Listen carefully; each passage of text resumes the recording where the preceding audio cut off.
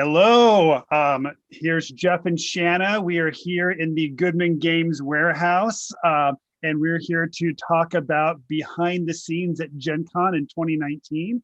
And with us is Eric Daum. Hey, Hello. Eric. How's it going? Doing good. Oh, and Shanna says, hi, Mutazoid. So anyways, Eric, apparently you've made a documentary. Yes. Tell us about it. Well, I took a lot of footage thinking I might do something like that last year at GenCon 2019. And it turned out that trying to do that and doing all the other things I should do, I didn't think I got enough footage, and I just kind of put it on the back burner. Okay. And then probably around June or July, I was like, oh man, I'm not going to see all these people I love so much. And I was like, you know what? I'm going to go look at that footage, and I'm going to see if I can throw something together that will bring back memories for all the people who were there. And, also give people sort of a look at all the hard work and fun that we have doing it as well. Very cool. So is there anything that you want to say about it before we start it, or should we just go ahead and dive in and then chat about it more once it's over? Let's just get into it. Awesome. So coming up is the behind the scenes at GenCon 2019 documentary. And we'll be back afterwards to chat with the filmmaker a bit more. And then we'll have some more guests to talk to us about the experience of working at GenCon behind the scenes.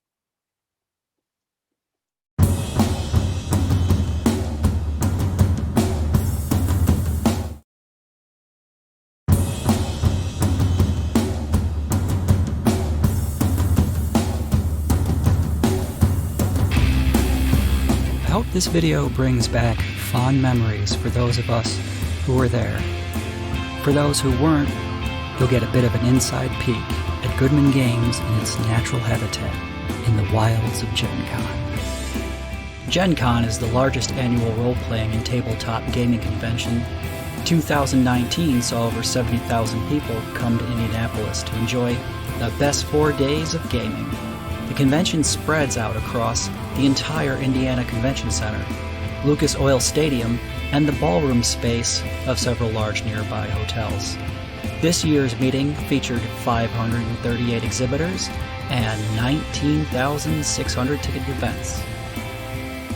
Joseph Goodman founded Goodman Games out of San Francisco in 2001 and is best known for the popular Dungeon Crawl Classics role-playing game. The genius of the game is a light, flexible, and modern rule set that perfectly captures the feel of the game as it was in the mid-70s and 80s. Deeply rooted in the Appendix N literature that fired the imaginations that shaped the creation of role-playing games. Goodman Games publishes DCC works based on Appendix N greats, Fritz Leiber's Lankbarn, Jack Vance's Dying Earth, and Fred Saberhagen's Empire of the East.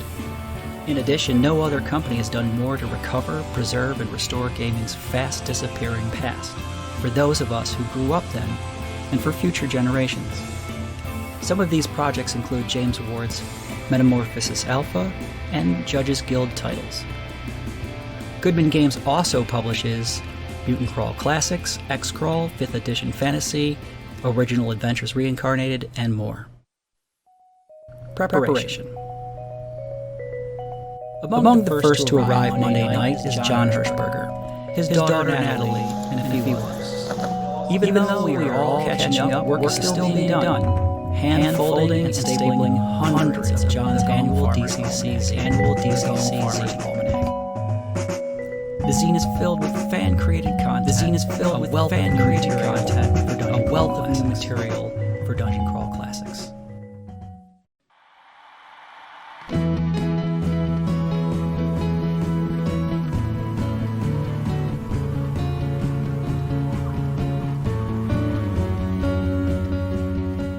Here we can see Goodman Games at work.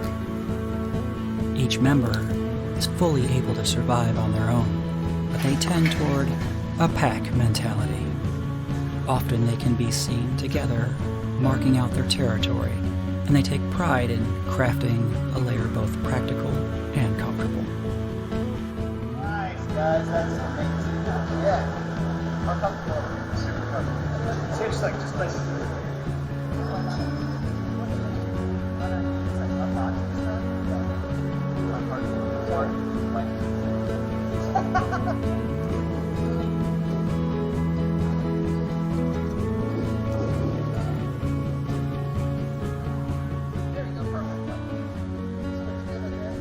I was like, yeah, he goes, did anyone recognize you? I'm like, I don't know what you should recognize me. Well, he also thought Harley was like, that's fine. I'm gonna go back.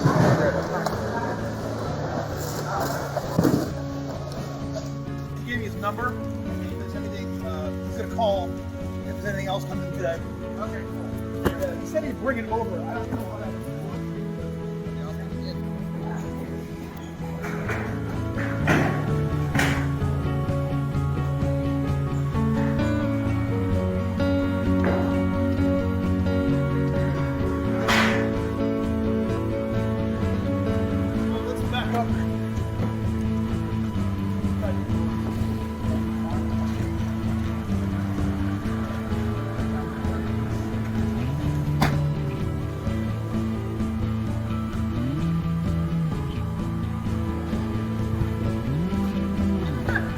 I left my power bars. About that.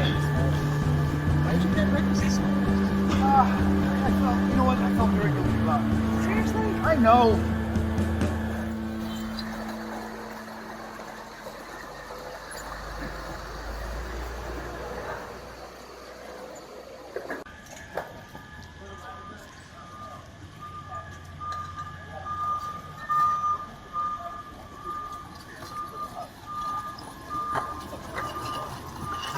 Oh yeah.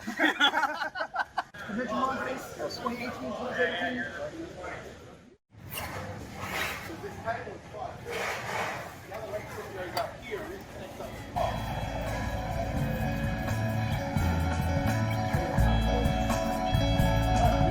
It's a common misnomer that other species share and help each other out in the wild. Bullshit. Yeah, I love when that happens. That's all I get in those big 1,000 bags from my big bag.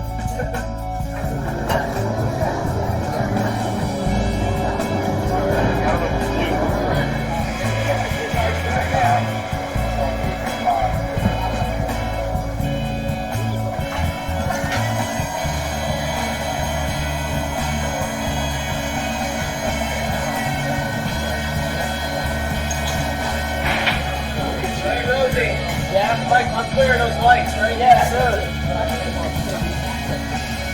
Yeah.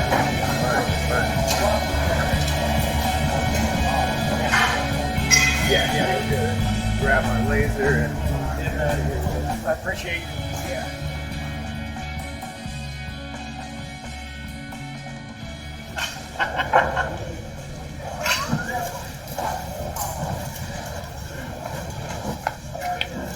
Good to see you, man. Hopefully we can hang out some at some point, not just run past each other.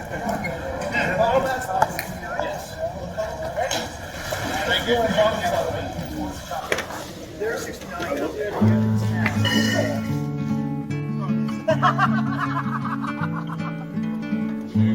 We found a shop there.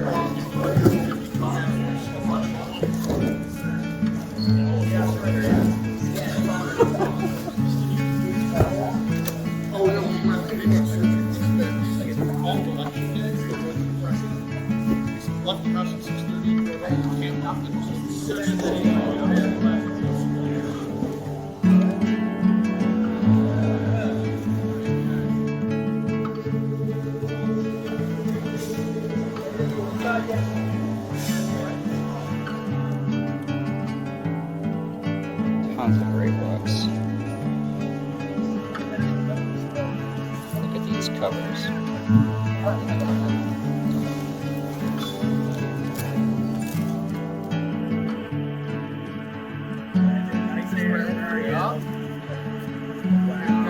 There's my horrible picture. That's awesome. Yeah. You know what? the move might be to get like a dustbuster, you can charge that up overnight. Yeah. And then bring it with us, because we only have a little area here. I got it. It seemed like so brilliant. Hey, do you want to see if I captured your vision?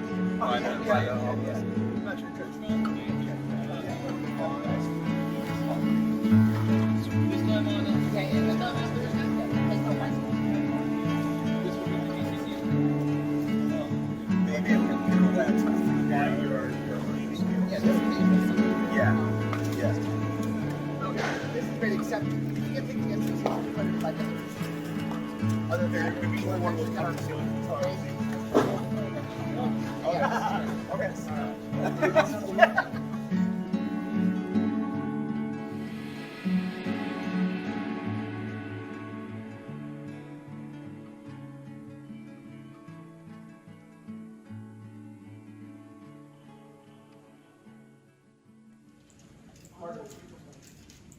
At the game room, the crew is busy setting the table for fun and fans.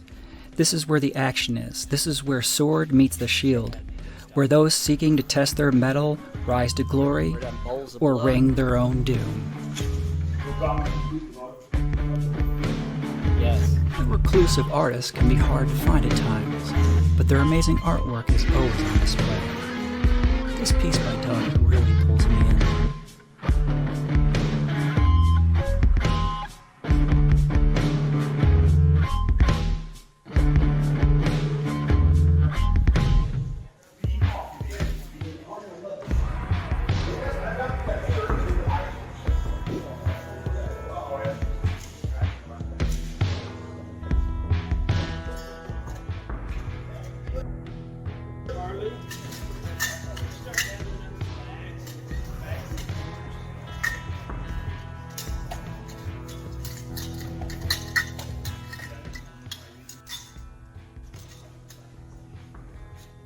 We to be camping right here? Guys setting up the tent? This is like setting up a tent. I don't want to scare you guys. You ready? About to get loud. Do it. First, ringing of the gong, GenCon 2019.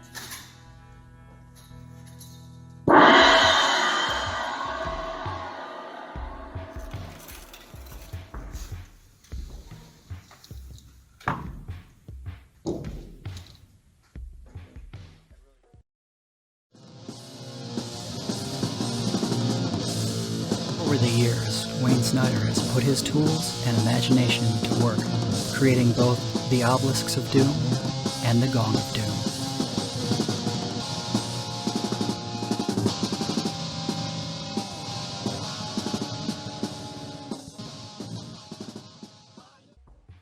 At Sketch's secret gaming lair, tournament judges get together the night before Gen Con.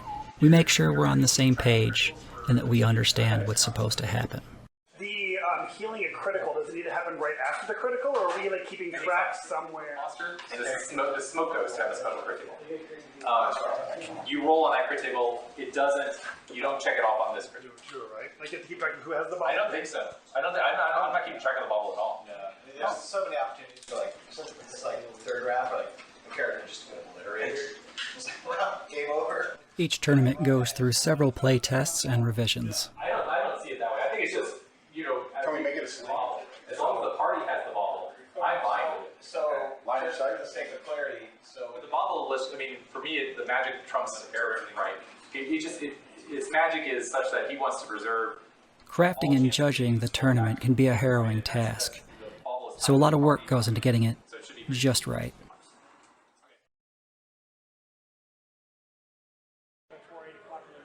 The size and scope of the games offered grew in 2019. We had 52 judges running 187 official events for over 1,200 players. All in all, that's over 4,800 hours of fun, and that doesn't even include the tournament games. Sunday, 2 o'clock, same time as always, but it'll be in the game hall. Traditionally, we got busted by GenCon security every time. We got to the part where we told them we were going to break the rules, and they scheduled when they would bust us. So this time, now that we're having it at the game hall, we won't have to rush through it. We'll have a little more time, stuff like that. So it'll be in the Sunday 2, same time, but in the game space this time. opening day. The crowd for the exhibit hall starts gathering as early as 6 a.m., but really gathers steam around 9 a.m. It's a sight both amazing and to some a bit intimidating.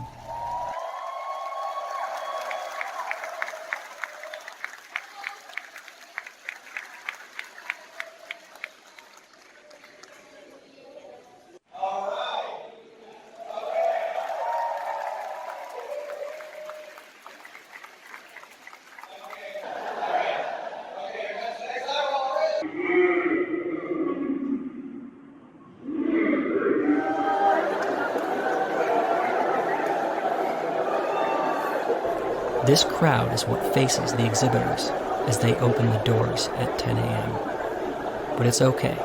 The days that we've spent getting the booth ready has us prepared for the hundreds of people in that crowd that will be heading over to the Goodman booth.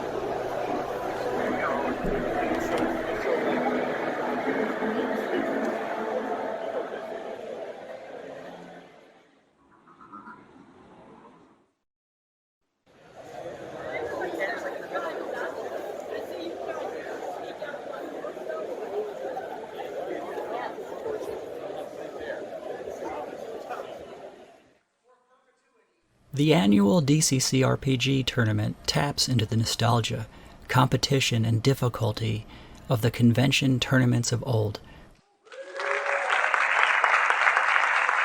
The tournament at GenCon has been running steadily since 2004 and routinely sells out within 24 hours. This year it featured 10 judges, 3 rounds of action, 20 round 1 tables for 100 players, and over 500 hours of nail-biting excitement.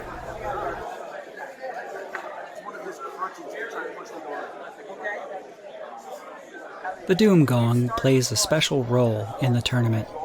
Each time a PC dies, all play stops, as the doomed ring the gong.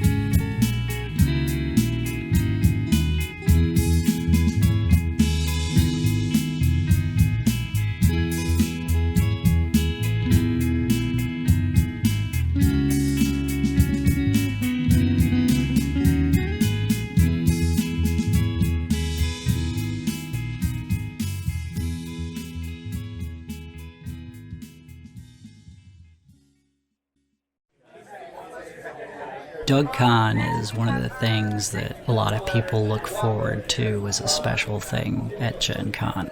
The amount of work that Doug and Wayne put into the wacky adventure that they create for each new year is always a blast.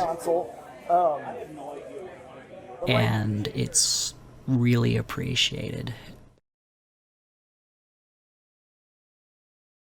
Thank you all so much for coming out tonight. I mean, there's a million awesome games, and you guys are choosing to spend your time with us. That means a lot to me, so thank you guys very much. So first off, we have the talented Brenda LaSalle. He's most famous for his work on X-Crawl, which in X-Crawl Classics will be coming out Next year, we're going to kickstart it early next year. Awesome. Woo! Yay! He's also Goodman Games' Road Warrior. Like, if you've played in a con game and with somebody working for Goodman Games, odds are it was probably Brandon. Directly to my left is the talented Jen Brinkman, probably better known as Judge Jen. You know her from Spellburn, Sanctum Secorum, but for those of us working for Goodman Games, we know her as the wielder of the Pen of Death because she's also our editor. And of course, Haley Sketch. Haley Scatch, she's participated in a number of tournaments, came in third merely because of a dice roll a few years back. And this year she actually stepped up to run the DCC Open tournament. Yesterday afternoon. Yeah. How did it go down? No, so for me, yeah, like Brendan said, if there's no death, there's no fun. And at a certain point, the players understand that. You know, when you start joking about death, they'll start joking about death. And if you have the right group, they always take it well. They know death is part of it, and it makes it more fun, especially in con games. You're supposed to die at the end. If you didn't die at the end, did you really give it your all? And Jen, DCC was the first game you ran. How did you come acculturated to the character style? I had been so exposed to all of the GMs and DMs, etc., who were cheering for TPKs. And to me, that's not fun.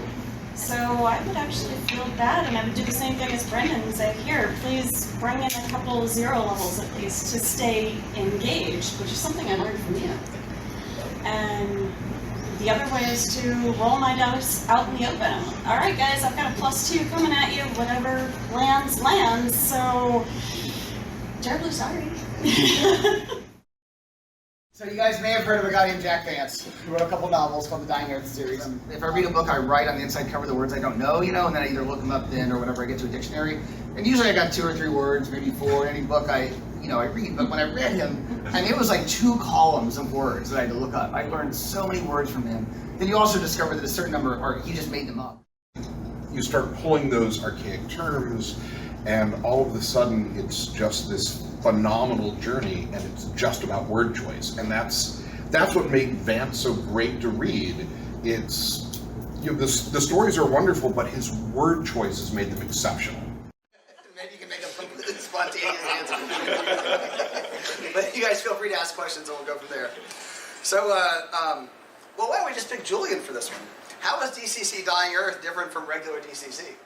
Crazy monsters that are not D&D template copies, but rather actual stuff that came out of Jack Vance's brain, and that really nobody has ever seen before. We exhumed him.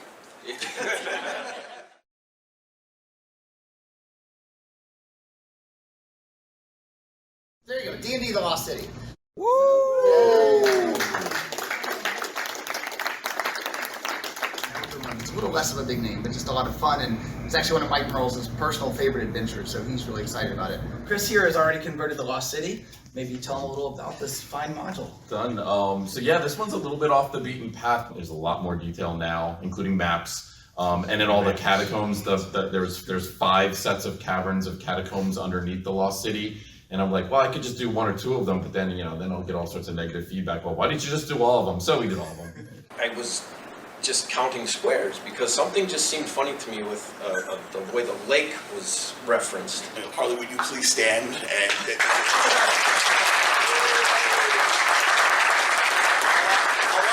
Allow me to personally thank you for not taking the lead on this one and giving me the opportunity to make a dream come true and actually contribute my own small way to the Fritz Leiber canon in role-playing. It always bugged me that as a DM, now a judge, how maps are done at the tables. The biggest inspiration was Doug's artwork. At my home group, they're fairly new players except for Haley, and they asked to see one of the maps afterwards, and I showed them Doug's map of Portal Under the Stars, and their comment was, it's a real shame the players can't see this at the table. So I took an idea I'd been working on for a long time with this color form thing, and I married it up with the idea of this great artwork, and the goal is that you will be able to have the map on the table with great artwork all at the same time in a fast way for DM.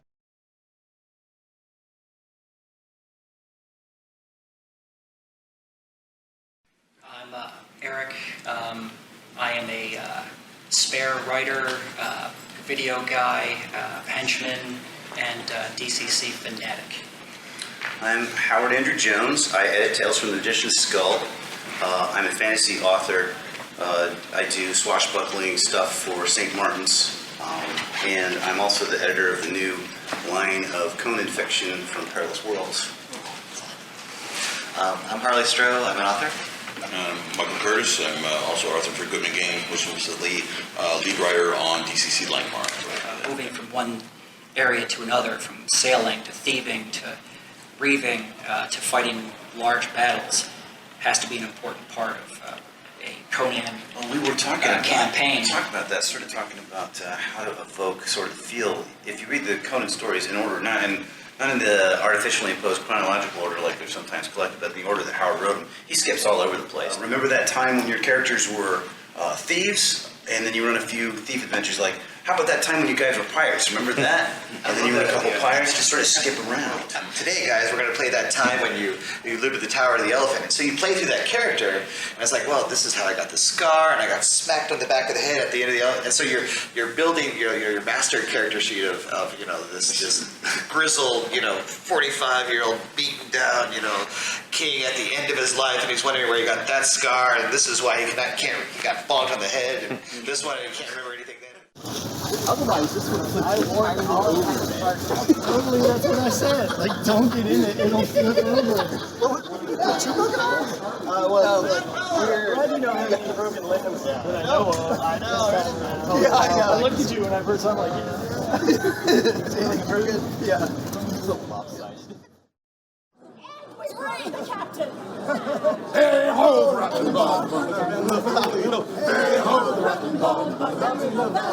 On this one there was a branch of rare, branch of rotten, branch of branch, live in the tree, the hole, and hole in the bog, the down in the valley. Hey ho, the rotten bog, down in the valley. Hey ho, the rotten bog.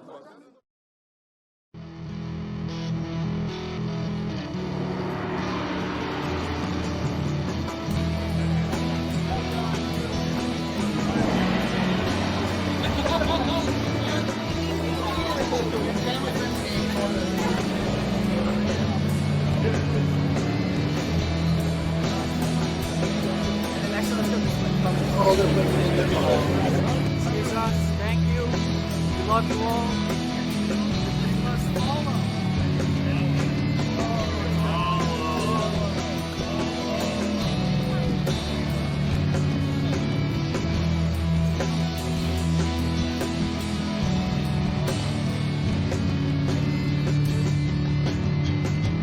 The convention is winding down, and the tournament is over. Winners of these tournaments receive trophies, prizes. They have their names immortalized on commemorative plaques on the Gong of Doom.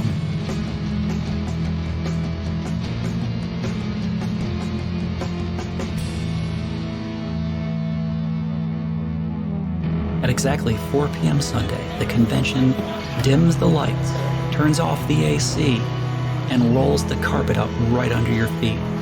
It's brutally hot, but a few exhausted people stay behind to help disassemble in a matter of hours the booth we just built 5 days ago. Later that evening, after striking the set, Joseph kindly hosts the traditional celebration dinner for the band, getting together one last time to laugh and share this year's stories of impossible victories and soul-crushing TPK. The final day leaves most of us with an odd mix of emotion. There's a great sense of accomplishment, relief that you survived the chaos, but also a sadness that it's time to say goodbye to your friends, new and old. And always, there's the feeling that amidst all the hard work and chaos, you wish you had had more time to spend with them. Most of us leave late Sunday or Monday morning. For many, the hugs and handshakes have to last the rest of the year, till the band reforms to pull off the most amazing symphony of planning and performance. The Goodman Games band comes together but once a year. This is no small sacrifice, but all of us do it for the love of the game. Probably thank you. We're over time.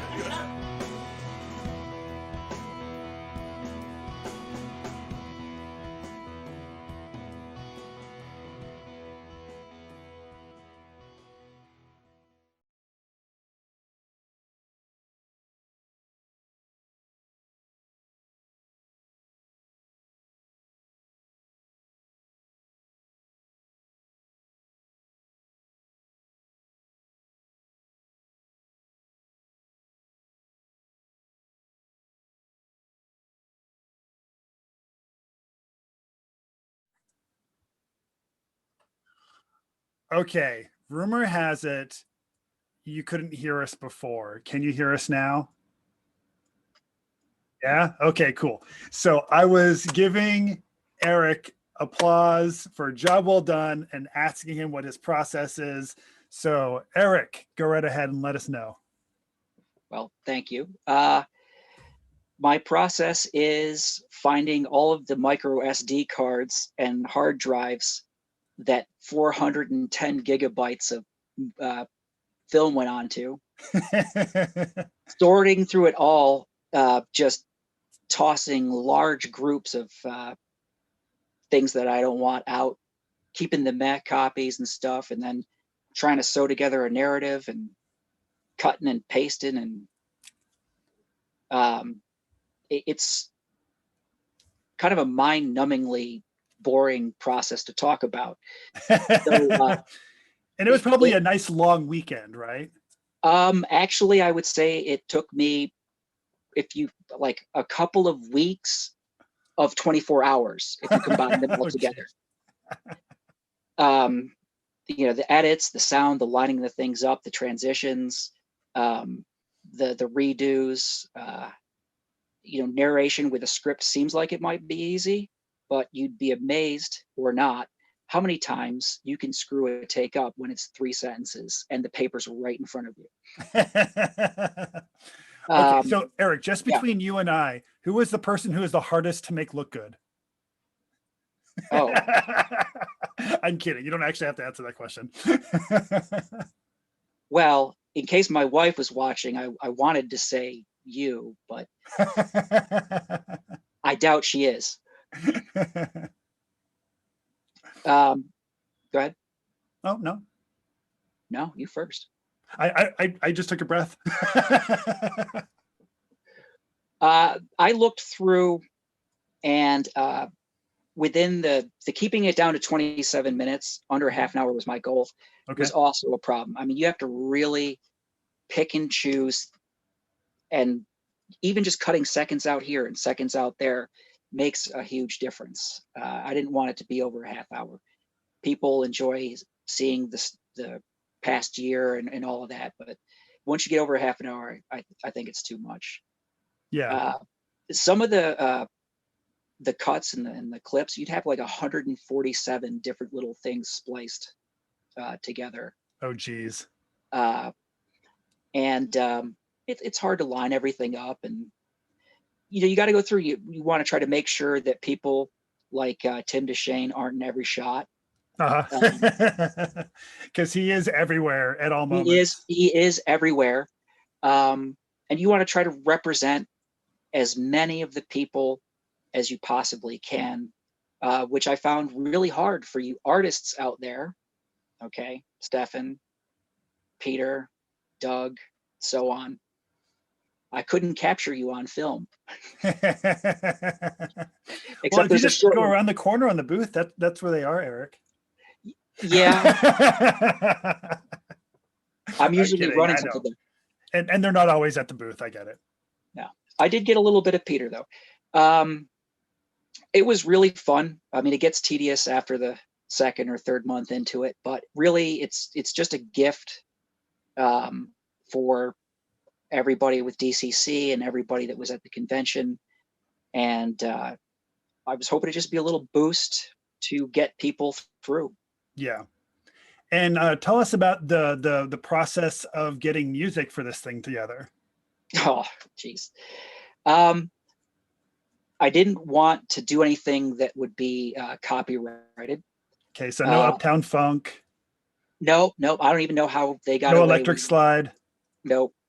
I just took various parts of songs that I've made in the past from different albums from my music, and by denial and error, trying to fit them in with the right lengths and that have the same beats, as it were, to the cuts and the same mood. So this is all your music as well?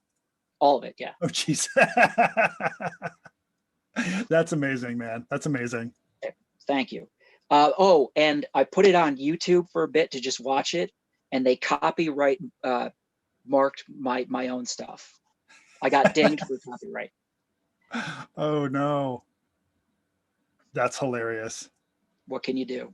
It's so crazy now watching this documentary now and seeing that scene where all of those like throngs of people are just moving through the Gen Con doors. And I even saw in the chat, Jen was saying, what was the great thing that Jen said? That crowd makes me so nervous now. I used to shove through it without a thought. And it's like, same, like I can't, like it's so weird now, like looking at that, I'm like, I don't know, like if or when I'll be okay with a crowd that size again. So it's nice to at least have it documented. Yeah, well, when talking with Joseph, he had never seen that side of it because he was always getting ready, manning the booth, hands on the tiller. And my first experience at Gen Con ever in 2014, the thing that struck me the most was the swarm of people that looked like ants. And I don't do that great in large crowds. And I still came back and every year since, but I was determined this year to get that experience on film because I've never seen anything like it. Now, last year I wasn't here Monday through Monday just because I was back in school. But the previous year I was at Gen Con Monday through Monday, and you're almost always there Monday through Monday. So Yeah. you experience like the moment the first person arrives up until the moment the last people are leaving. And I'm curious, from that kind of Monday through Monday experience of kind of the behind the scenes of Gen Con, what are your highlights? What are your favorite moments during that 8-day period? Well, I know it's getting kicked off when I get to see John Hirschberger, because he's always the first one there. And one of the highlights is when the majority of people start to come in. Like as you're working, there's no AC on, you're sweating, and it's just 5 people or so. And all of a sudden, people that you miss a lot, that you haven't seen in a year, just start coming off into the door from the airport or wherever. And it's just a bunch of hugs. And Harley gives the most massive bear hugs that you don't even need to see a chiropractor after it. I think the other highlight is getting through the tournament and just having that everything come together and the amount of juggling that it takes and being like, okay, yeah, it's done. That's great. Oh, sorry. I was just doing my best Jim Sketch impression. Oh, okay. Yeah. I thought I was about to start a race. And I think really it's the time spent with the people, the fact that the work that we put into it always gives us results, and that there's just no drama. It's a fun time. You work hard, and for me, and I even expressed it in the video, the hardest part for me is when we start tearing down, because that's when I realized that there wasn't enough time to spend with all the people that I would have loved to have sat down and had a beer with, and knowing that it's going to be a year again or 2. Yeah. It's like I say, it's a weird mix. You have all these victories and accomplishments and all of that, but you're also like, dang, it's over. Yeah. And I know that Gen Con is the only one that you get to every year. So I imagine if it's also your one chance a year to do that, that's even probably more potent. Because not that I'm saying that I don't also feel that same way too when Gen Con's over, but I'm also usually going to Gary Con. I'm usually going to Wayne Con or something. Like there's usually at least a handful of cons I'm getting to each year. So I'm at least usually being able to see these people multiple times a year. But if it's only the one time a year, like that can be a real bummer. I think it is for at least more than a handful of a lot of the Gen Con DCC attendees. I think they do only get out, maybe once or twice a year. Yeah. But back to your last question, seeing it from beginning to end, to me, is actually gratifying. I think of myself as somebody who finishes things. Mhm. And when I'm involved with something, I like to be involved with as much of it as I can. And, it's just something where if I help build it, I want to help take it down. If I started something, I want to finish it. It is the only con I go to. I want every last second I can get. Yeah. That's awesome. Yeah, and it's funny. It's like, and usually there's like 12 of us piled into a room, and you and I are often in the same room together. Do you have any like favorite memories from just like being piled into rooms with like all these other like Goodman Games folks? Well, with the way you're describing it, probably not on camera, but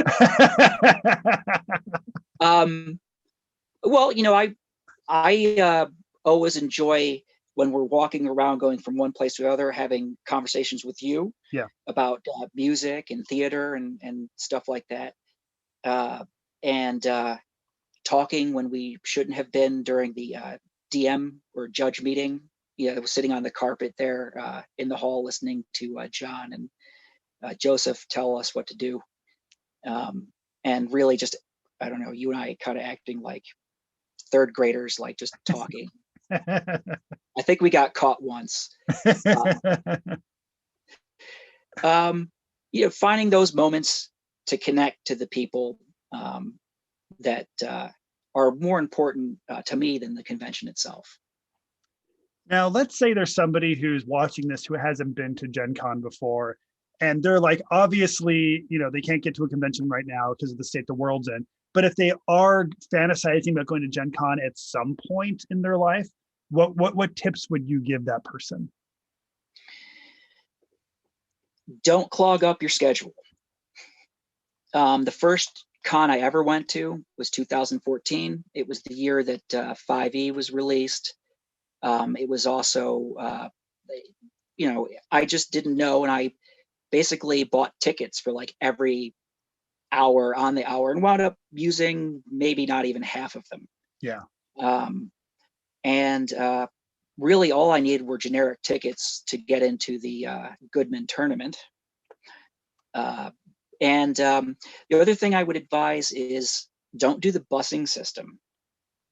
If you're in a hotel out in that airport, that was a nightmare. Oh, I've never experienced that. Oh, it was terrible. I would say don't put a lot into where you stay because you won't be there a lot. Fair. Parking downtown is difficult. Yeah. Make sure that you bring a backpack or a bag that has water, has food, has things so that you don't have to go back and forth to wherever you're staying as much, because you won't want to. You'll miss stuff if you do, and it's kind of hard to do. And also make sure there's plenty of room in your backpack for all the crap that you're going to buy at the exhibition hall. Yeah. Yeah, you should do that. Well, Eric, it's been awesome chatting with you about this. Do you have any kind of final thing that you want to tell the people watching this about GenCon or about the documentary? Sure. For starters, all of you who are watching that I know, I miss you guys and gals, and look forward to seeing you again. For those of you who have just checked in and actually don't even know what Goodman Games is about, just do it. Okay, jump on in. DCC is awesome. The people around it are awesome. And also go to GenCon. Maybe not next year or whatever. In my opinion, it's the con that I always imagined it would be. And I went there and it was. All right, awesome. That's good. Sounds good. Well, Eric, thank you so much. And Shanna also came back by to say goodbye. Bye, Eric. Bye. And we're going to go ahead and take a little bit of break, and then we're going to have another guest joining us in just a moment.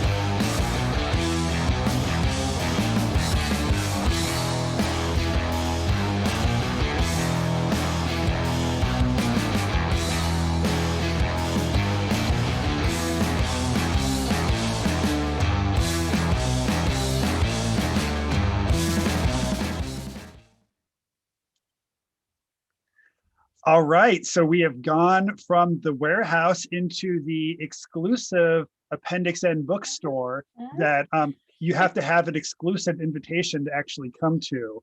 But Jen, thank you for inviting me to this Appendix N bookstore. It's so lovely. Oh, thanks. I hope you like it. I picked it out myself. So we're here to chat about the behind the scenes at GenCon. Oh, and one of the reasons I wanted to talk to you is I know that you are partially responsible for the amazing Appendix N collection. Do you want to tell us a little bit about that?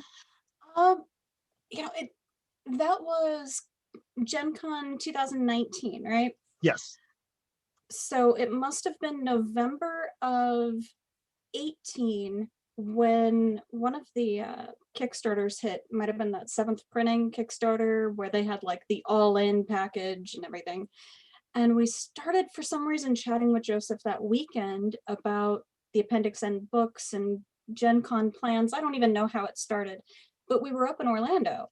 So on our way home, we started hitting all these bookstores, like used bookstores that Google told us about. And we kind of set a price range of nothing more than X. And we got home and we're like, we've got over 250 books. So let's do this thing. And he's like, holy crap. And the problem is Joseph never actually told us to stop until like March.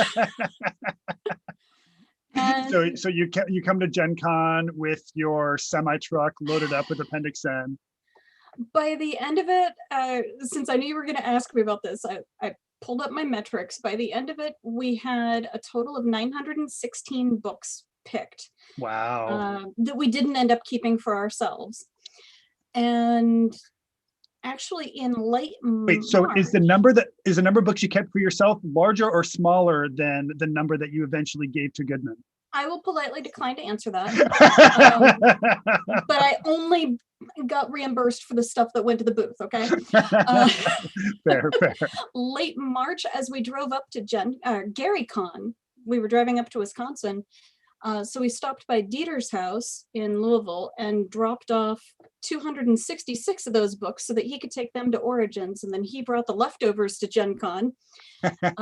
Even after all of that, we still had 10 bankers boxes full of books. I think only 2 or 3 of those were hardcovers. The rest were all mass market paperbacks. And we got one of the dollies or the wheelie carts that was rated for 1,000 pounds.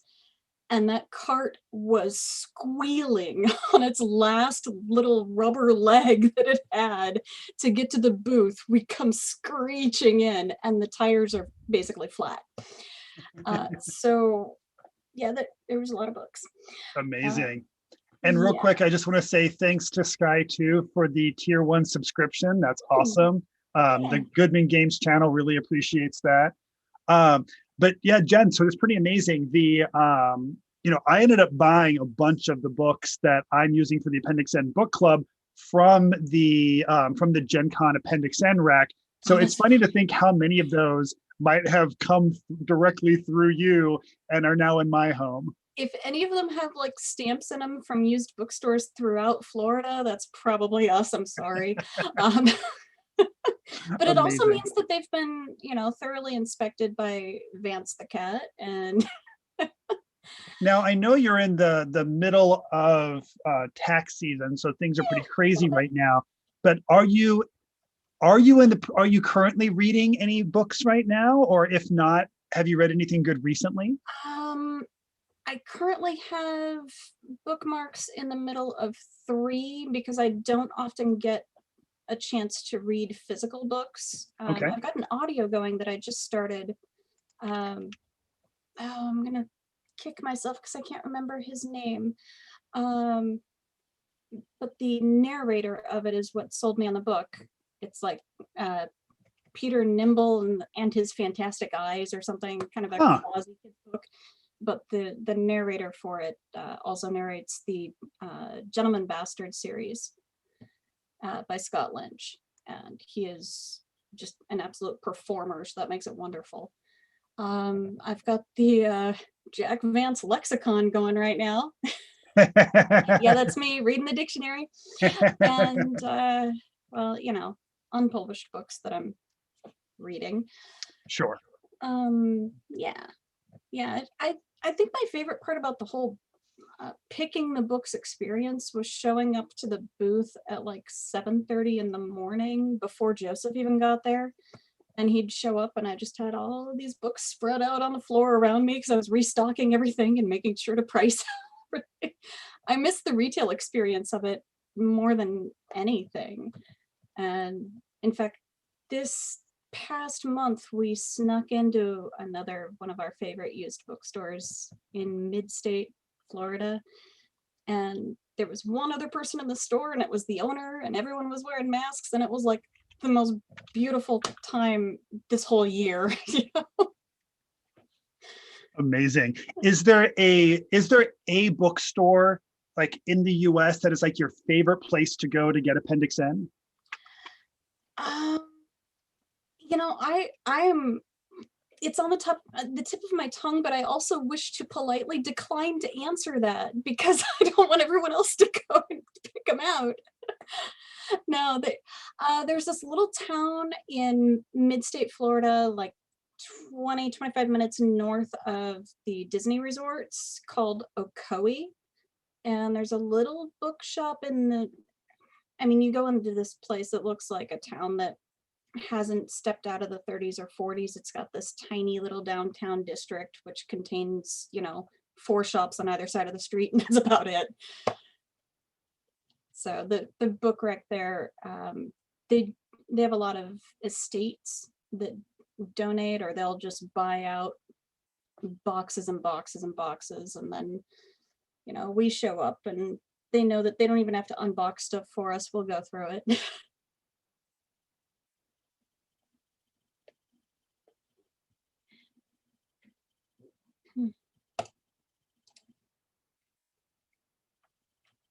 I am muted. Did the cat do that one for you too? Sorry about that. No, that was me. Since I'm no longer in the Northeast, I don't mind giving away my secrets. But mine is the Book Barn downtown in Niantic, Connecticut, where like you can go and you can get like, I would say probably a third of my Appendix N collection came from there. And all of those books are $1. And that place is amazing. But there's nothing like the biggest bummer for me about GenCon 2019 and the fact that I couldn't be there for the full setup like I usually am was I didn't get to just sit there surrounded by these Appendix N books and sorting them and putting them in the racks. Like, I love that part so much. Yeah, I'm like, is it bad that I don't miss the gaming as much because I can do that online? But I really, really miss being able to shill out the Lankmar and the Appendix N. And in fact, one of the moments in that video was of Mike Curtis unboxing a lot of things and a whole lot of people laughing. That was just after he and Joe had called me over and asked how many of them they should actually open. It's like, are you crazy? I'm working the booth, right? All of them. Oh, do it. That's awesome. I was trying to look. There was a store that Joseph had recommended. I'm not finding it off the top of my head, but there's a store in Jacksonville, I want to say, that unfortunately is like 8 to 10 hours away from us. But it's got like a 3-story building full of used books. And so I'm thinking that might be a nice eventual trip. But we can tool around the West Coast and hit all these little mom and pop places that, you know, they might have that one elusive signed Fritz Leiber that's $40, but everything else brings the price point down enough that, okay, I don't mind getting that one for myself if we're going to help the other people with this. Also, I just noticed Tim DeShane was saying, "No, stop it, Jeff," because Tim DeShane's is in the Northeast himself, so he's not in Connecticut, but he's in Rhode Island, but it's close enough. Sorry, Tim. Well, Jen, it's been really fun having you here to chat about Appendix N stuff. Is there any last thing that you want to tell the people watching from home?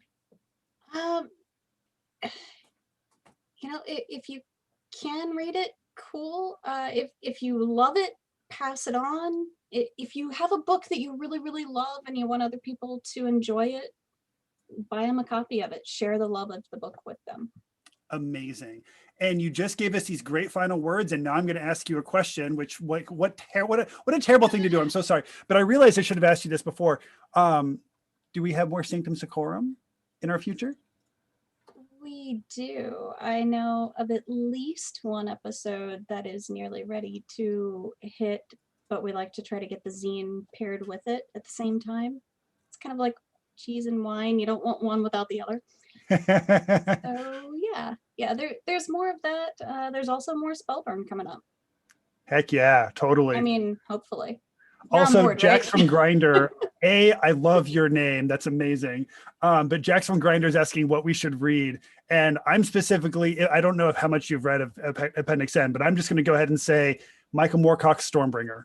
Jen? For Appendix N, I'm really, really liking Margaret St. Clair's earlier stuff that didn't actually make the Appendix N list because it's written under her pseudonym of Idris Seabright. Very cool. Well, Jen, awesome. Thank you so much for joining us. We're going to go ahead and take a break, but when we come back, we're going to have another exciting guest who's going to share with us some insight about the behind the scenes experience of GenCon. I can't wait. I'll be here.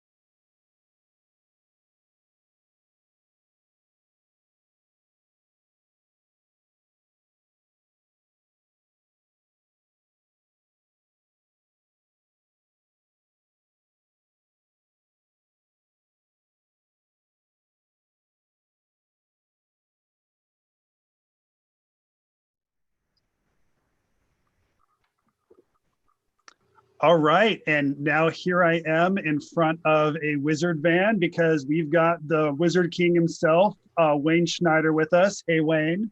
Hey, Jeff. How's it going? Doing good.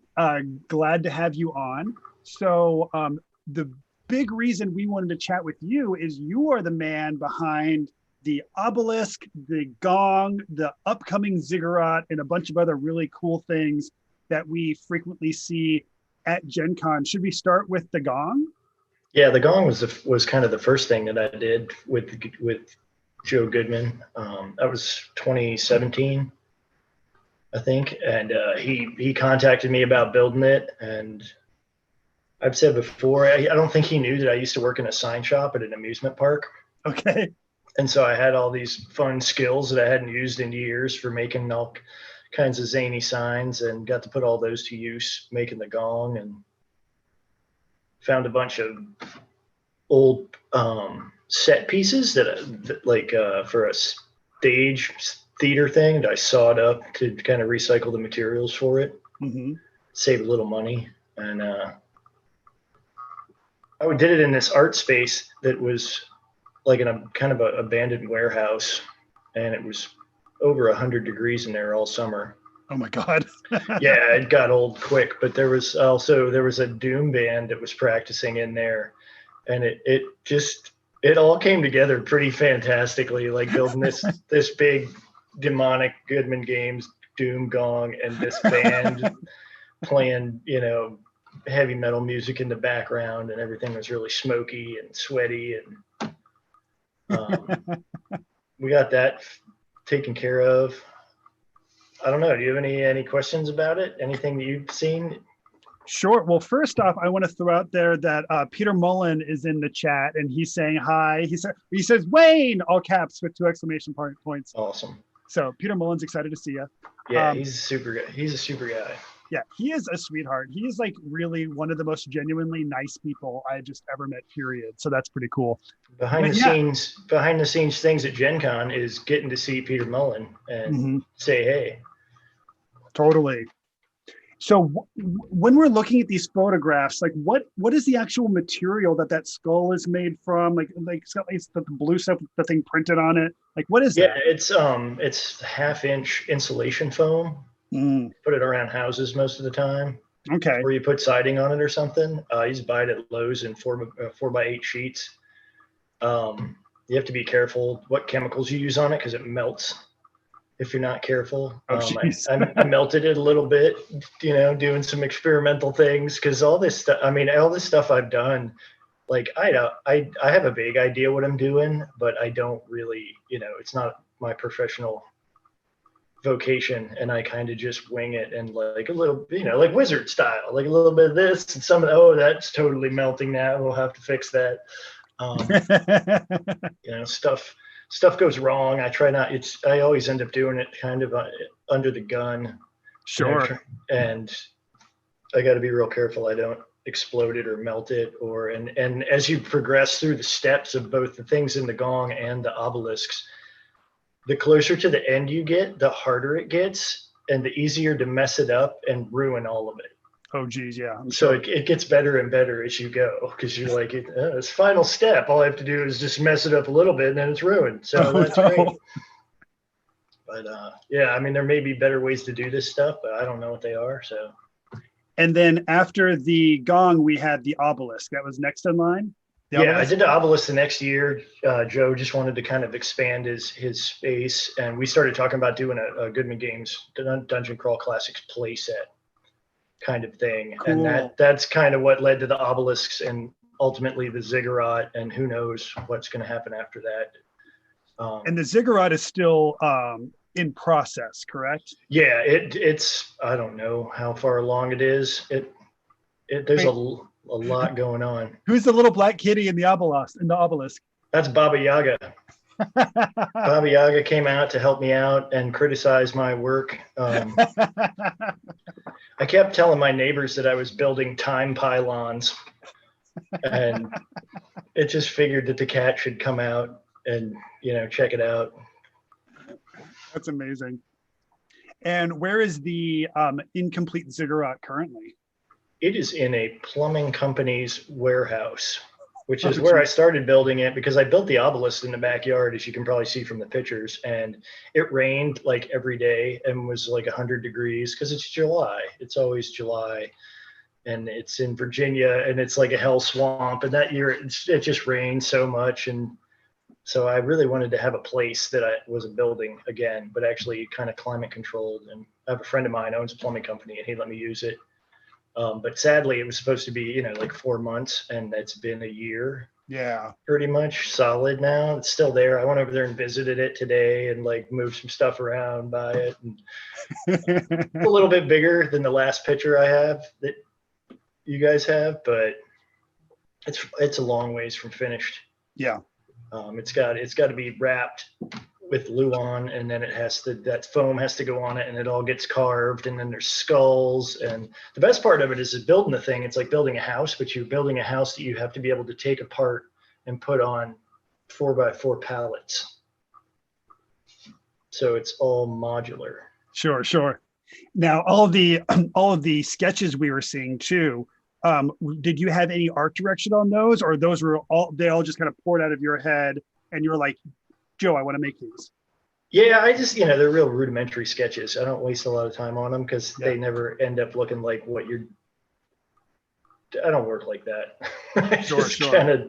There's more of a flow to it, but I think I sent him the one that, if there's one on yellow paper, there was one he asked me about building it, and I just kind of sent him that on like the legal pad. Now, I know you're also one of the mad geniuses behind GenCon.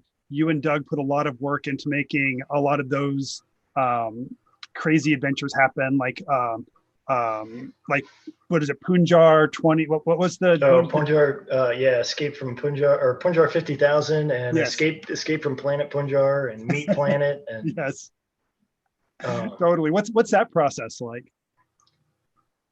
It's usually me and Doug driving back to Chicago from Indianapolis in his car, talking about what we want to do next year, after we're still, wrapped up and full of excitement from the previous year's GenCon. And you leave and you're all stoked about it. You're like, what do you want to do next year? And we just drive for 4 hours and talk. And I take notes, and we just kind of, float stuff back and forth. And it's all the different things that we like, and what we've decided to do recently. But we didn't get to do it this year. Yeah. So I don't know what we're going to come up with. Yeah, you guys don't currently have a project in the works right now? I know he's got a bunch of stuff going on with the Hobo Nomicon. I've been a little bit out of the loop, but he just put out a new version, the Plague edition of Inferno Road, which you can get from hobonomicon.com. Cool. It's got cool new covers and giant color inserts, and that was one of the things we ran at GenCon. I think that was 2017 too. That's amazing. I all the way up until maybe 3 weeks ago, I had my Homonomicon sticker on the back of my cell phone. Did you see that? Do you know what I remember that. Yeah, I think Clea made it for you. Yep. That was fantastic. Yeah. Exactly. Yeah, that was amazing. Unfortunately, with my new phone, it's got the way it's shaped, I can't do it, but at least I've got my Satanic Temple sticker on the back of this one. Yeah, but that'll do. But love that Homonomicon sticker. We'll have to figure out something cool to do with that. That was fantastic. So Wayne, in general, from kind of when you get to GenCon to when you leave, what are kind of your favorite moments each year? I mean, walking in the door and getting to see everybody, you haven't seen in about a year, and everybody in the Goodman booth in there hustling around, but everybody usually can stop and take time to say hi to you. Yeah.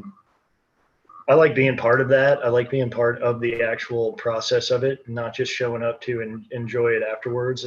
Pretty much all the stuff I do, I always end up working on stuff, working with the bands before the show, building stuff for other people, stages and things. And so I actually really enjoy that part of it, being part of the process.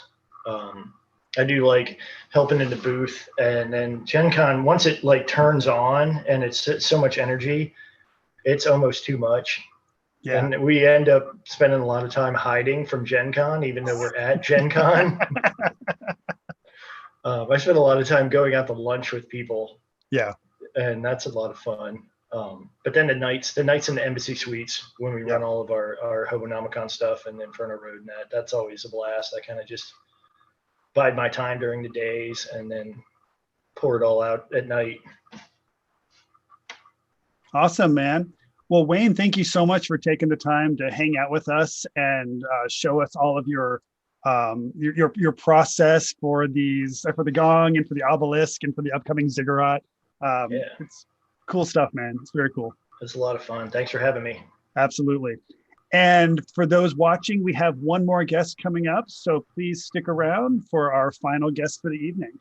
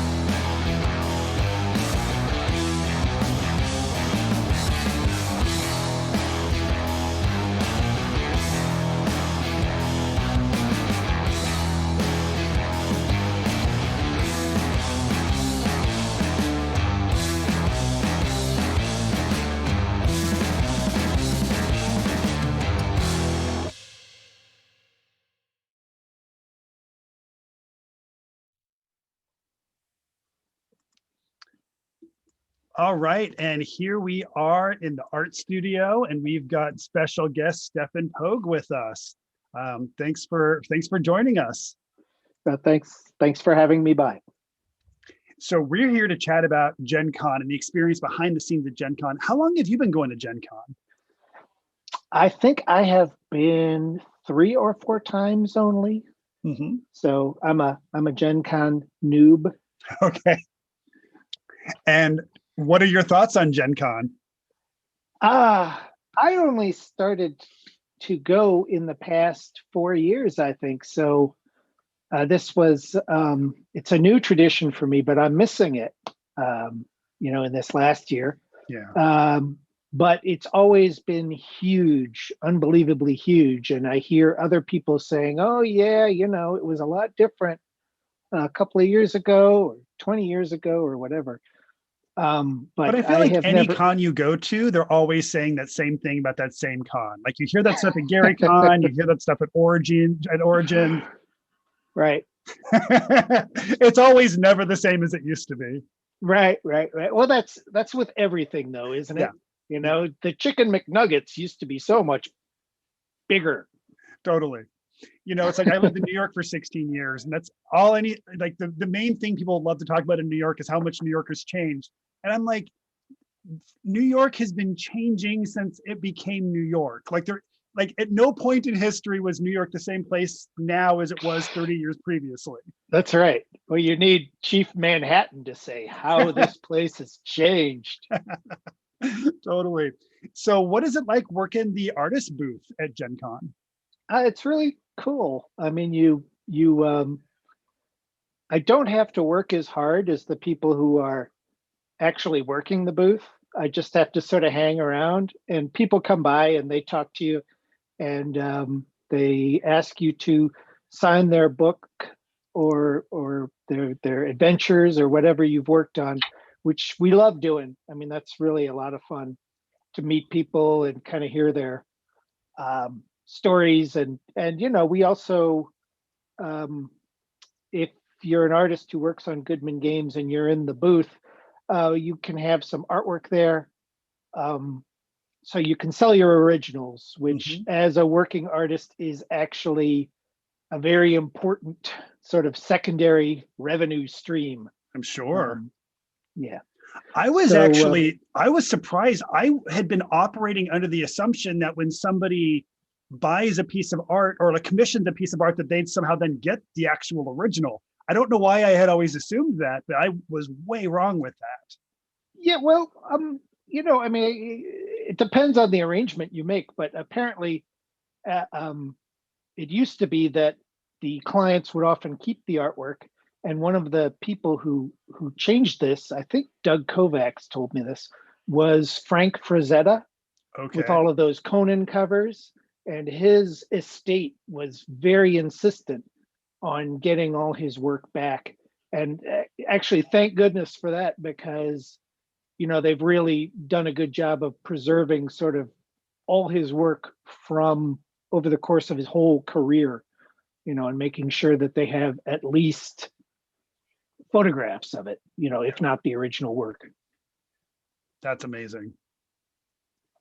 And for the most part, you know, you're selling your originals at GenCon, and folks are coming up and like they're asking you about the process. And I don't know, what is that like? Is it? Oh, I like that. Yeah. And I think most artists enjoy that. I mean, you know, probably to some degree or another. Not everyone likes talking about, you know, what kind of brush they use or you know, real technical stuff. I don't mind, you know, telling people, but I don't think you know, that's maybe the most interesting conversations you can have. I kind of like talking about, you know, what other art people like and where, you know, if they are artists too, where do they get their inspiration? And, you know, there's just a lot of I find myself like writing stuff down. Like people say, oh, you got to, you know, look at this and look at that. So if you are an artist and you're going to Gen Con or thinking about it, bring a notebook or something to write down stuff, because you get a lot of stuff recommended to you, and then you can't remember at the end of the day because you've talked to 600 people. Totally. Make a list. And now we've got Hugh has come by to make a little bit of an appearance. I know, he's a cutie. Is he all black? Yeah. That's dangerous. He's a sweetheart. He's a cuddle bug. Do you have pets? I have 2 dogs. Aw, what are their names? One of them is named Beanie, and the other one is named Goose. Oh, Beanie and Goose. Yeah. That's cute. Mine are actually Hugh and Shanna.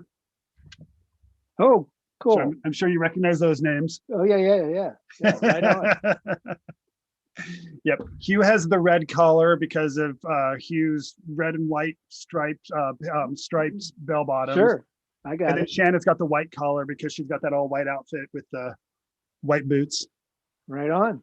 But otherwise, they're just solid black cats. Well, I mean, a cat is a cat.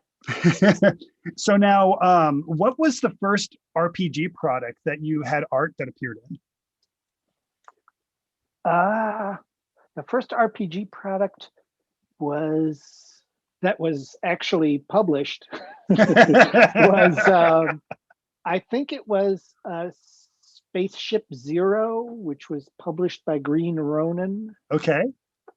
I think that was the first one, but there might have been something else that I worked on. Like you don't always know when things are going to come out. Yeah.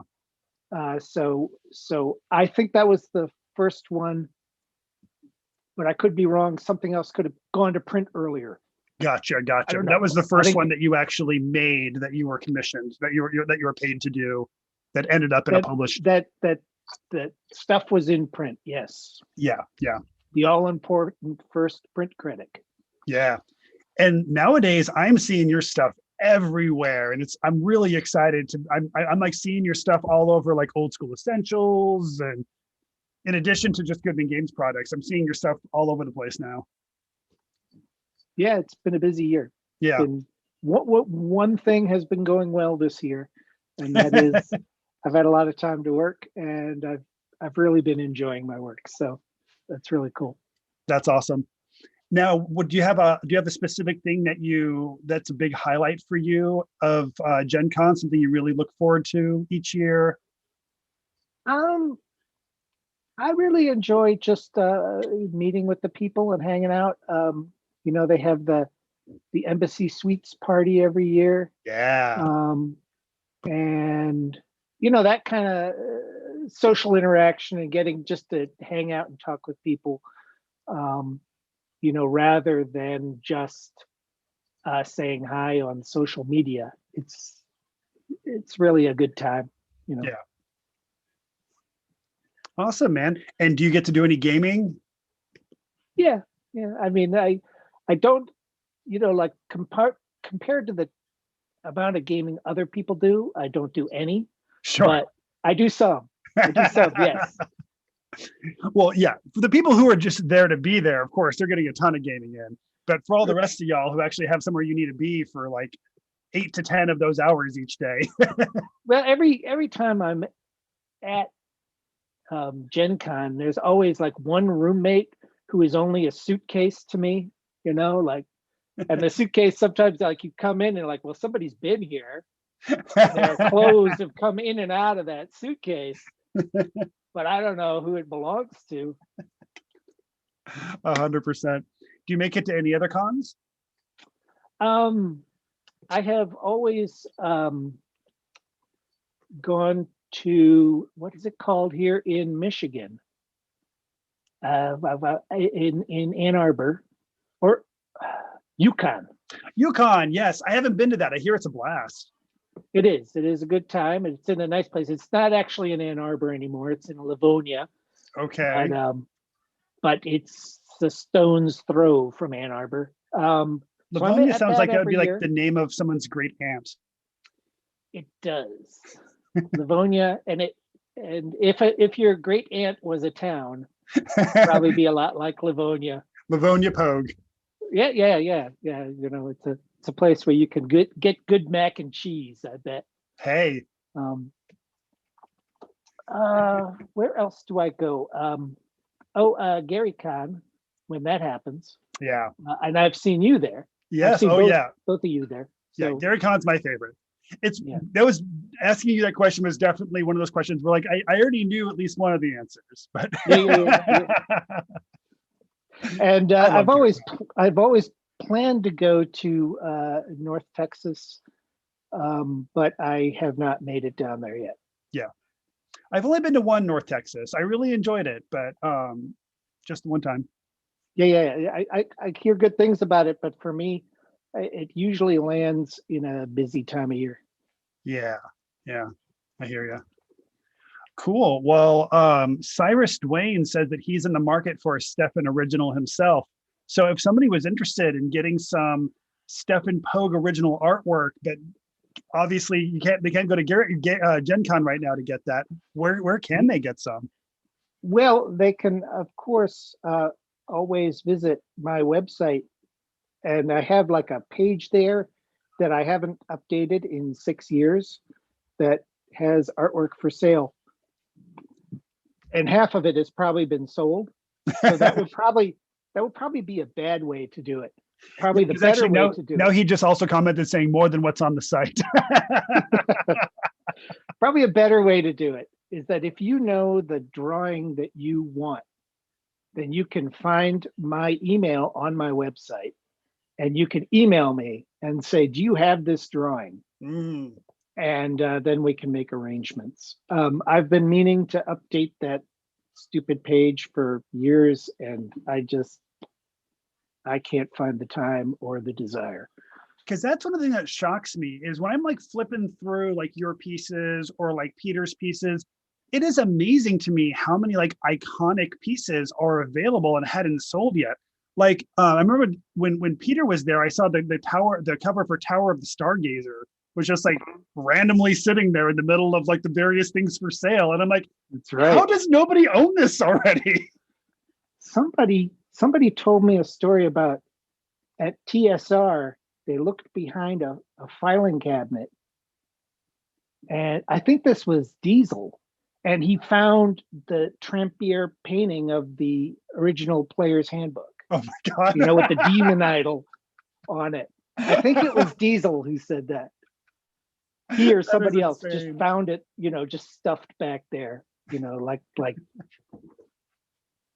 an old ceiling tile, you know, just sort of that's leaning wild. against the wall behind a filing cabinet.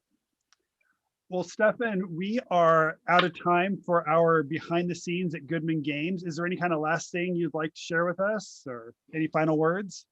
Boy, final words. I don't know. Be good to each other. I like it. You hear that, folks? Be good to each other. So this has been the behind the scenes at GenCon 2019. Thanks to Stefan, thanks to Wayne and Jen, and especially thanks to Eric Daum for putting together that awesome 30-minute video. And thank you to Thorin, who is working behind the scenes, our son of Thrain, working behind the scenes to make all this happen, because he's doing the actual hard work. We're just showing up and taking the credit. So thanks, Thorin. And with that, bye, y'all.